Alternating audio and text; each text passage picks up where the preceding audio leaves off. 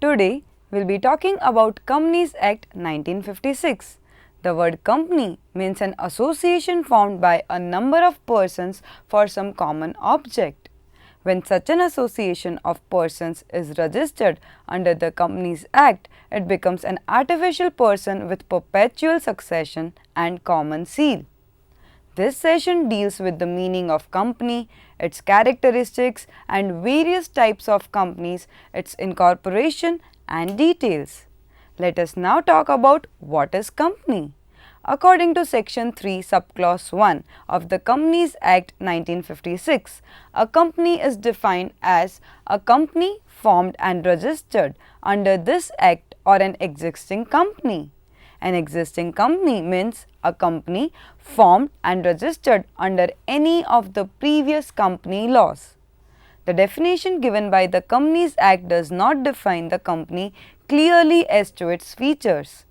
Chief Justice Marshall of USA has defined the term company as a company is a person, artificial, invisible, intangible and existing only in the contemplation of law. Being a mere creature of law, it possesses only those properties which the charter of its creation confers upon it either expressly or as incidental to its very existence. Now, let us discuss about the characteristics of the company. The following are the characteristics of the company. First, incorporated association. Under the Companies Act, a company must be registered or incorporated. The minimum numbers of persons required for incorporation are 7 in case of public company and 2 in case of private company. Second, artificial person. It is an artificial legal person enjoying same rights and owing same obligation as a natural person. Third, separate legal entity. A company is a separate and distinct from the persons who constitute it. Fourth, limited liability. The liability of its member is limited to the unpaid value of the shares held by them or guarantee given by them. Fifth, separate property. Company is entitled to own and hold property as distinct from its members. Sixth, transferability of shares. Shares of the company are freely transferable, which makes the life of the company independent of the life of its member. Seventh, perpetual existence.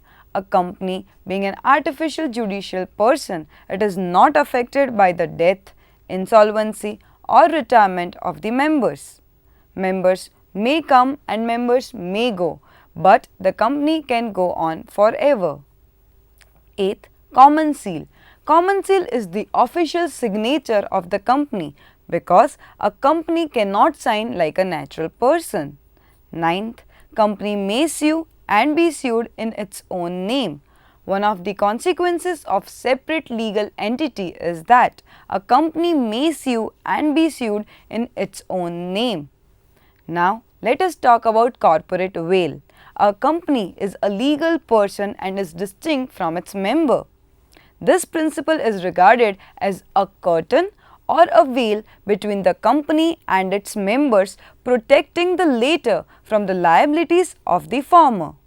This veil is the corporate veil and is impassable as an iron curtain. Lifting of the corporate veil.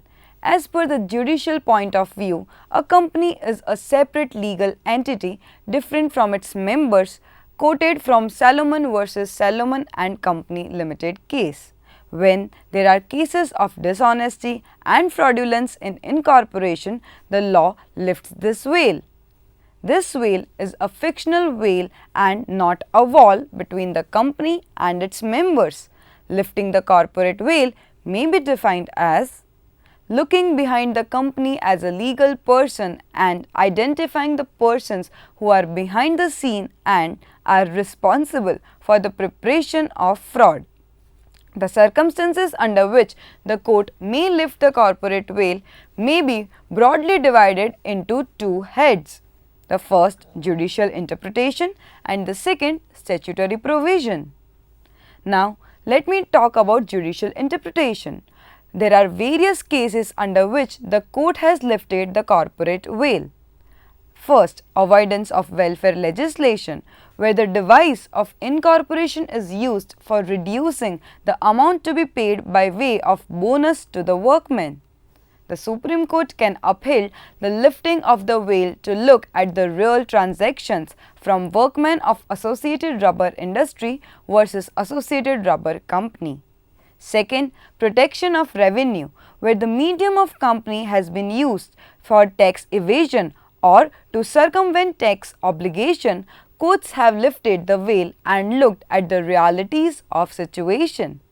C. Where company is a sham, when the court finds the company is a mere clock or sham and is used for some illegal or improper purpose, it may lift veil. The leading case on this was PNB Finance versus Shital Prasad, where a person borrowed money from a company and invested it into 3 different companies. The lending company was advised to bring together the assets of all the 3 companies as they were created to do fraud with the lending company. Next, where the company is acting as the agent of the shareholders. Where a company is devised to act as agent of its shareholders or of another company, it will be responsible for its acts.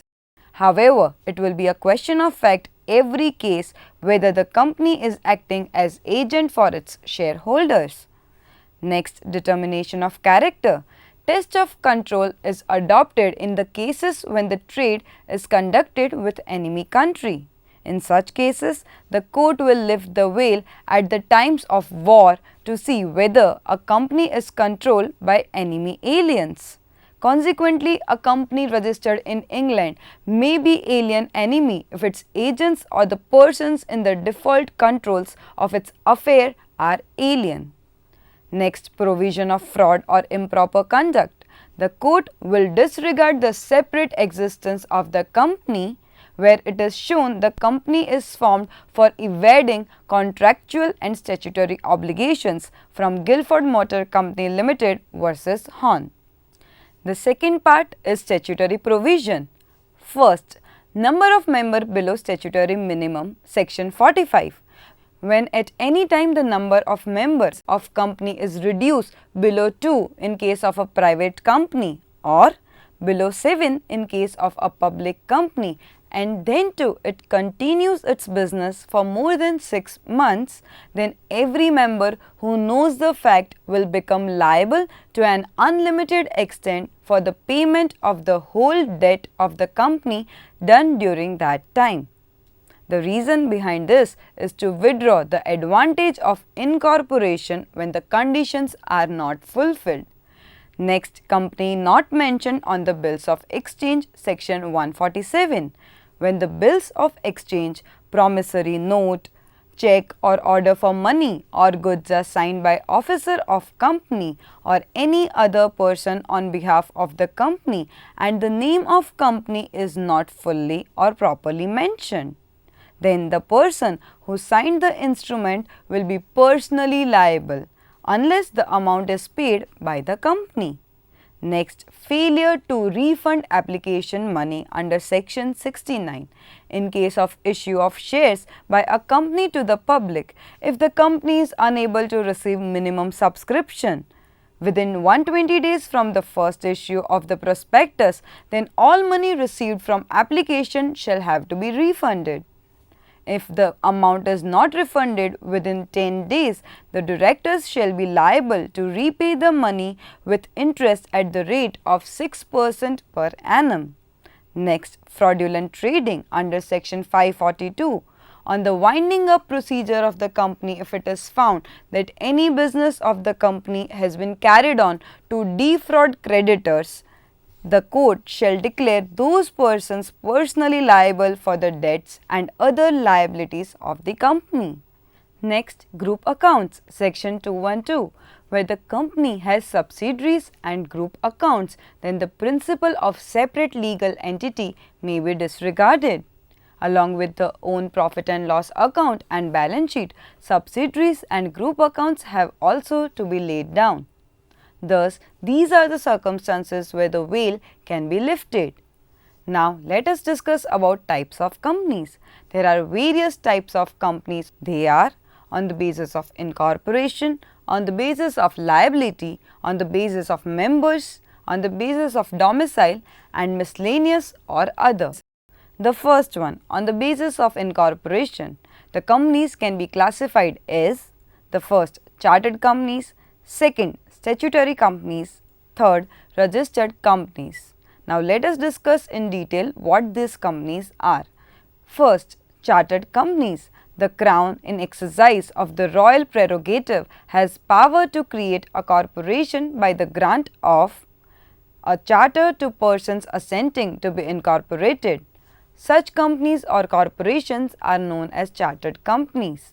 Example of this type of companies are Bank of England 1694, East India Company 1600. The powers and the nature of business of a chartered company are defined by the charter which incorporates it. After the country attained independence, these types of companies do not exist in India. Second, statutory companies. A company may be incorporated by means of special act of the Parliament or any state legislature. Such companies are called statutory companies. Instances of statutory companies in India are Reserve Bank of India, the Life Insurance Corporation of India, the Food Corporation of India, etc. The provisions of the Companies Act 1956 apply to statutory companies except where the said provisions are inconsistent with the provision of the Act creating them. Statutory companies are mostly invested with the compulsory powers. Next, registered companies. Companies registered under the Companies Act 1956 or earlier Companies Act are called registered companies. Such companies come into existence when they are registered under the Companies Act and a certificate of incorporation is granted to them by the registrar. Next, on the basis of liability. On the basis of liability, the company can be classified into the first, companies limited by shares. Next, companies limited by guarantee. Third, unlimited companies. Companies limited by shares. When the liability of the members of a company is limited to the amount, if any, unpaid on the shares, such a company is known as a company limited by shares. In a company limited by shares, the liability of the members is limited to the amount, if any, unpaid on the shares respectively held by them. The liability can be enforced during existence of the company as well as during the winding up. Where the shares are fully paid up, no further liability rests on them. Next, companies limited by guarantee. It is a registered company in which the liability of members is limited to such amounts as they may respectively undertake by the memorandum to contribute to the assets of the company in the event of its being wound up. In the case of such companies, the liability of its members is limited to the amount of guarantee undertaken by them. Clubs, trade associations, research associations and societies for promoting various objects are various examples of guarantee companies. Next, unlimited companies. A company not having a limit on its liability of its member is termed as unlimited company. In case of such a company, every member is liable for the debts of the company as in any ordinary partnership in proportion to his interest in the company. Such companies are not popular in India. Last, on the basis of number of members. The first one, private company. A private company means a company which by its article of association restricts the right to transfer its shares, limits the number of its members to 50, excluding members who are or were in the employment of the company, and prohibits any invitation to the public to subscribe for any shares or debentures of the company. Where two or more persons hold one or more shares in a company jointly, they are treated as a single member. There should be at least 2 persons to form a private company, and the maximum number of members in a private company cannot exceed 50. a private limited company is required to add the words private limited at the end of its name. Public company. A public company means a company which is not a private company. There must be at least 7 persons to form a public company. It is of the essence of public company that its articles do not contain provisions restricting the number of its members or excluding generally the transfer of its shares to the public or prohibiting any invitation to the public to subscribe for its shares or debentures. Only the shares of public company are capable of being dealt in on a stock exchange. According to domicile, first, foreign company. It means a company incorporated outside India and having a place of business in India. According to section 591, a foreign company is one incorporated outside India which established a place of business within India after the commencement of this act, or which had a place of business within India before the commencement of this act and continues to have the same at the commencement of this act. Next, Indian companies. A company formed and registered in India is known as an Indian company. Last, miscellaneous category. The first one is government company. It means any company in which not less than 51% of the paid up share capital is held by the central government and or by any state government, or governments or partly by the central government and partly by one or more state governments. The subsidiary of a government company is also a government company. The second one, holding and subsidiary companies. A company is known as the holding company of another company if it has control over another company. A company is known as subsidiary of another company when control is exercised by the latter over the former, called subsidiary company. A company is to be deemed to be subsidiary company of another if the other controls the composition of its board of directors or exercise or controls more than half of its total voting power, where it is an existing company in respect whereof the holders of preference shares issued before the commencement of the act have the same voting rights as the holders of equity shares, or in case of any other company holds more than half in nominal value of its equity share capital, or if it is a subsidiary of a third company which is subsidiary of the controlling company. One man company. This is a company in which one man holds practically the whole of the share capital of the company, and in order to meet the statutory requirement of minimum number of members, some dummy members hold 1 or 2 shares each. The dummy members are usually nominees of principal shareholder. The principal shareholder is in a position to enjoy the profits of the business with limited liability. Such type of companies are perfectly valid and not illegal. Next, let us discuss about registration or incorporation of a company. The procedure for registration or incorporation of a company is: a company comes into existence when the number of persons come together with a view to exploit some business opportunity. According to section 12, for a private company, any 2 persons or more, and for a public company, any 7 persons or more may incorporate a company by subscribing their names to the Memorandum of Association and complying with other requirements in respect of registration. The memorandum for registration of a company should be presented to the registrar of the state in which the business office of the company is to be situated.